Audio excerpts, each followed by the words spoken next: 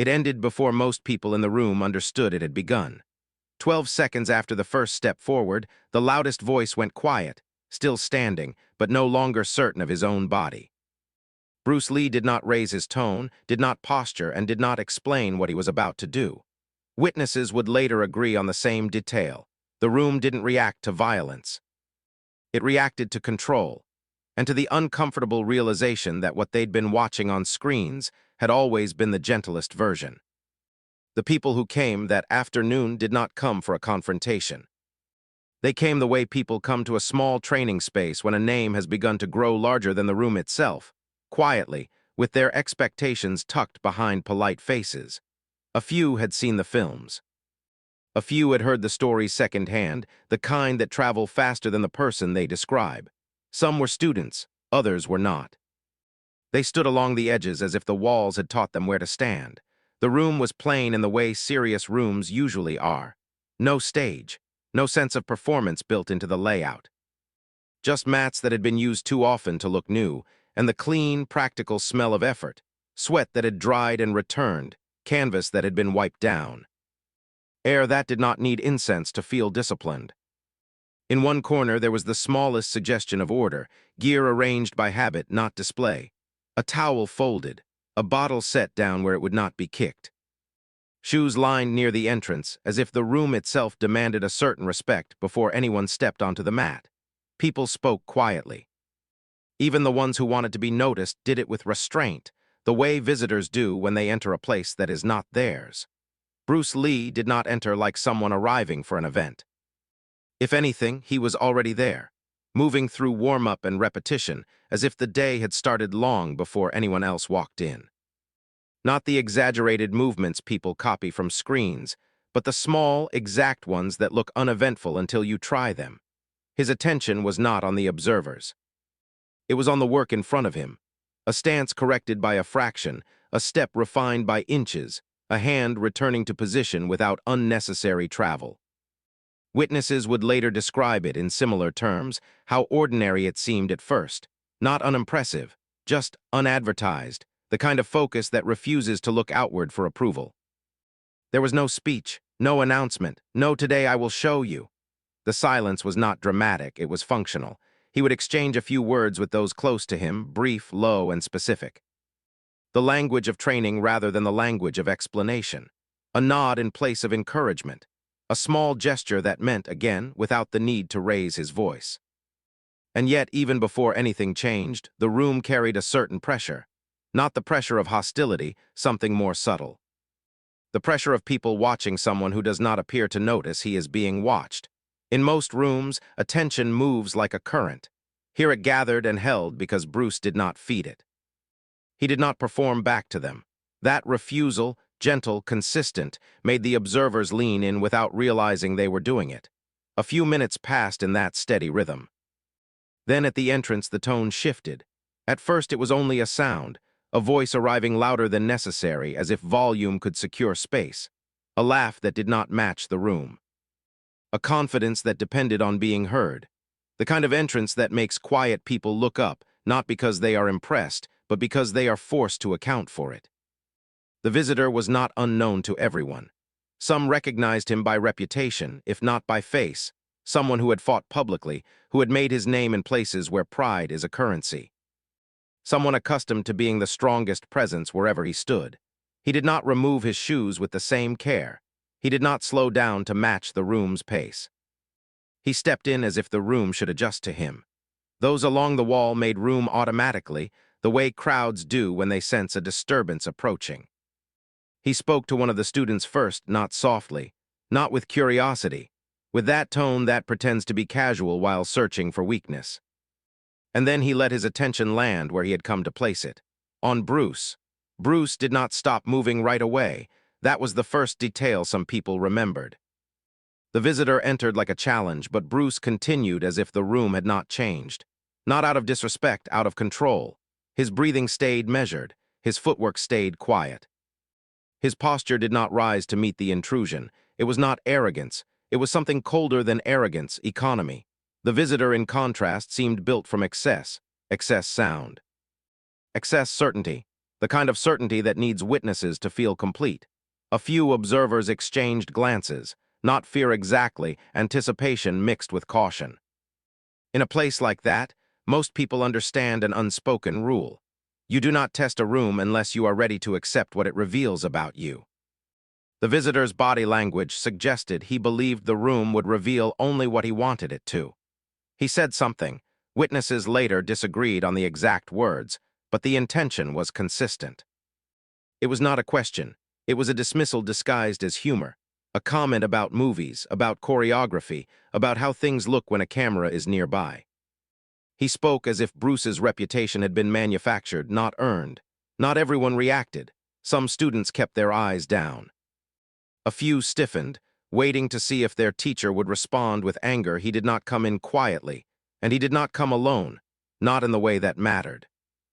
Even if he arrived by himself, he carried an audience with him the moment he started speaking. That was his first advantage. He understood that a public challenge is never only about skill. It is about temperature, about turning a room into a verdict before anything has been proven. He paced just enough to be seen, not nervous movement, strategic movement. His voice stayed at the same volume, meant for everyone, even when he pretended to address only one person. He made small jokes that were not meant to be funny as much as they were meant to position him above the space he had entered. A few witnesses later recalled that he kept saying variations of the same thing. That Bruce Lee's method was made for cameras. That timing could be edited. That real fighters didn't need philosophy. The words changed, but the purpose stayed constant. Reduce Bruce to entertainment and elevate himself to reality. What he wanted was simple. A spectacle that ended with Bruce either refusing, so the challenger could claim victory without risk, or accepting in anger, so the challenger could shape the story no matter the outcome. But Bruce did not give him either. Bruce listened without the face people expect from someone being insulted. Not blank, not friendly, just present. Several people noticed how he didn't watch the man's mouth as much as his posture and breathing, small cues most spectators ignore.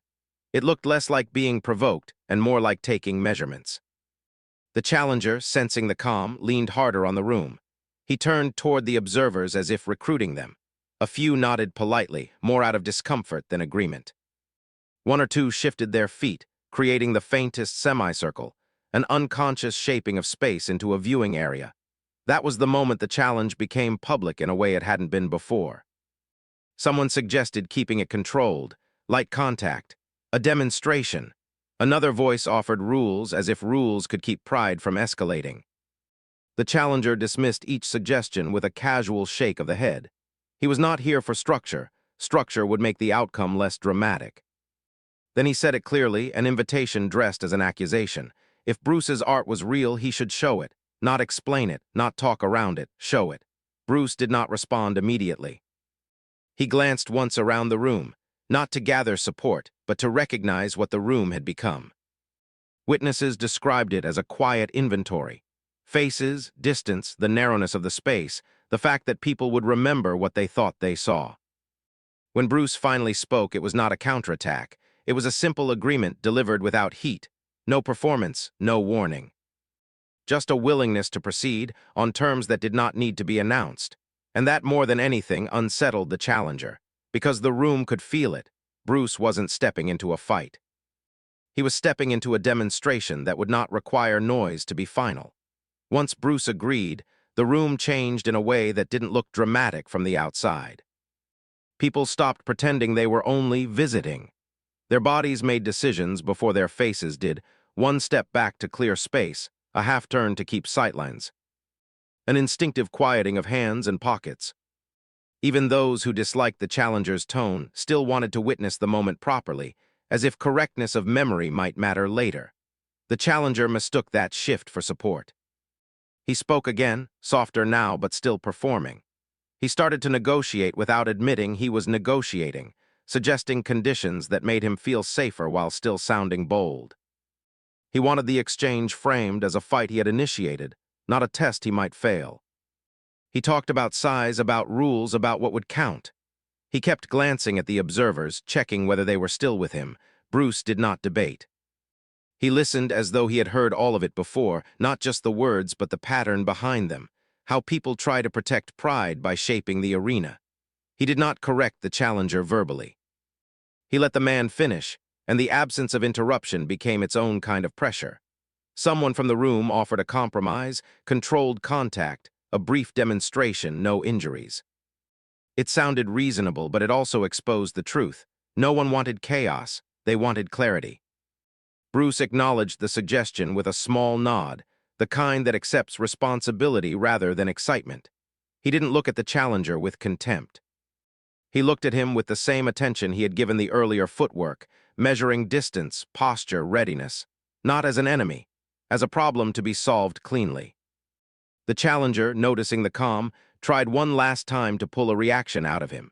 He stepped closer than necessary, entering personal space as if physical proximity could force a motion. A few students shifted instantly, subtle protective movement but contained. Nobody spoke. The room's quiet was now heavy, not peaceful. It had the weight of people realizing they might be watching a line get crossed. Bruce adjusted his stance by a fraction. It was so small that some missed it, but those who trained understood what it meant. He wasn't squaring up for a brawl. He was placing himself where he could respond to anything, hands relaxed, shoulders low, balance settled. A posture that did not advertise intent. The challenger kept talking, but his voice had changed. The certainty was still there, but now it had to work harder. He laughed once, sharp and brief, as if to reassure himself that he was still in control of the story. Bruce did not answer the laugh. He only looked at the space between them, as if that space was the only honest thing in the room. And in that quiet, the public tension reached its peak, not because anyone raised their voice, but because everyone sensed that whatever came next would be decided without negotiation. What happened next was difficult for witnesses to describe, partly because it did not match the shape of a fight. There was no formal start, no signal anyone agreed on. The challenger was still occupying the moment with words, still trying to control the room through tone, when the exchange began, quietly. As if it had been allowed to start only, because it could also be ended cleanly. A few people later said Bruce moved first. Others insisted the challenger did. The disagreement itself became part of the legend, not because the details were mystical, but because everything occurred inside a narrow window of time where perception lags behind reality. The clearest accounts all shared the same outline. Bruce did not step in with aggression. He did not lunge. He didn't wind up. He adjusted distance in a way that looked almost like avoidance, small, precise relocation, so subtle it could be mistaken for yielding. But it was not yielding, it was placement. The challenger committed to an action, not a careful probe, something meant to establish dominance. In that instant, the room expected collision, force meeting force, pride meeting pride. Instead, the method vanished into simplicity. Witnesses remembered Bruce's shoulders staying low, his face unchanged, his hands moving with a kind of unhurried speed that made them hard to track. One observer later said it felt like watching the result appear before the motion did, as if the body had accepted an instruction and carried it out without commentary. There was no dramatic impact sound, no theatrical fall, but the challenger's expression changed in a way that could not be performed. His breath caught. His posture broke, not collapsing, not staggering across the room, but losing that internal certainty that had supported his voice. For a brief moment he looked down, as if checking whether his legs were still cooperating. Then he looked back up and did not speak. That silence was the real marker of time. Someone near the wall, almost without thinking, counted afterward, starting from the instant the challenger stepped in, ending when he stopped trying to talk. 12 seconds, give or take. Not because anyone was timing it for sport, but because the room needed a number to explain how quickly the mood had inverted. Bruce did not chase him. He did not add punishment. Whatever he had done, he did only enough to end the question. There was a short pause, long enough for the room to register that nothing more was coming. Then Bruce stepped back, posture still composed, breathing still measured, as if the demonstration had been one small piece of training and not an event requiring acknowledgement. The challenger remained upright, but his voice, the thing he arrived with, did not return. And in that quiet, the observers understood something they had not come prepared to learn. The films had not exaggerated Bruce Lee's control. They had softened it. For a few seconds after it ended, nobody rushed to explain what they had just seen. The room stayed still in that particular way that follows a sudden change in status, when people sense that speaking too quickly will make them sound foolish. A chair creaked somewhere near the wall. Someone exhaled longer than they meant to. The smallest noises, usually ignored, suddenly felt loud. The challenger did not fall. That was important to the story, and witnesses kept returning to it years later. He stayed upright, which meant he had not been beaten in the simple way spectators understand. What had happened was more unsettling than a knockdown. Something in his confidence had been interrupted, cleanly, without anger, without spectacle. He touched his own body once, briefly, not as a gesture of pain, but as confirmation. A hand near the ribs, then down, as if checking whether the signals were still reaching their destination. His eyes moved differently now. They no longer searched for agreement from the crowd. They searched for explanation. He tried to speak. A sentence began, then thinned out before it became anything. The voice that had filled the doorway earlier did not return with the same ownership. In its place was a quieter tone, uncertain of what authority it still had. Bruce did not close distance. He did not loom. He did not follow the man's retreat with pressure. He stood where he was, shoulders low, hands relaxed, calm in a way that made the challenger's previous performance look suddenly childish. That calm did something the room could feel. It removed the challenger's final escape route, the ability to claim that emotion had escalated the situation.